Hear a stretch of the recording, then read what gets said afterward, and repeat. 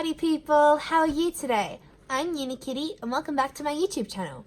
If you're new here and you like arty videos, please subscribe. In today's video, I'm going to be talking to you about Whimsical Week. But to do that, I'm going to hand you off to Olive. Hello everybody, I'm Olive the Autumn Fairy, and I was created for a drawing challenge called Whimsical Week. Today, Unikitty will show you her thought process behind her illustrated design for today's prompt. And while she watercolors, you can listen to the next installment of the story. Day 7! We've finally done it, and we're at the end of Whimsical Week. It's very sad, but it's also good because I won't be so busy anymore. The prompt for today, the final day, is Fairytale.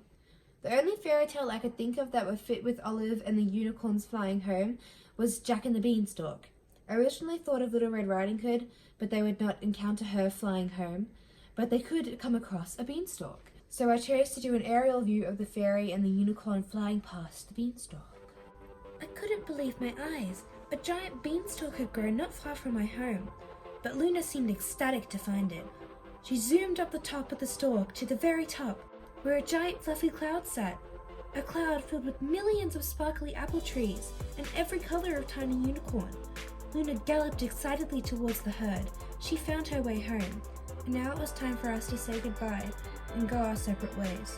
I turned to leave, but something stopped me. It was Luna. She was grabbing my arm. She looked very sad. "Please don't go," she said. "Munch." "I wish I could stay with you." Everything around us began to glow, and magically we were back home. And to my surprise, a stable had appeared.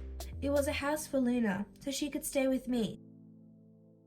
Thank you so much for watching. A huge thank you to everyone who has participated in Whimsical Week. At the start of this challenge, I couldn't have believed how successful it would have been, or how many people would have participated. And I'm so proud of myself and the other hosts for creating a prompt list that has inspired the creation of such beautiful and amazing artwork. As a way of saying thank you, I wanted to show you my favorite entry from each of the participants. I do love them all, but it would take too long to show you all of them again because there are so many beautiful and creative artworks.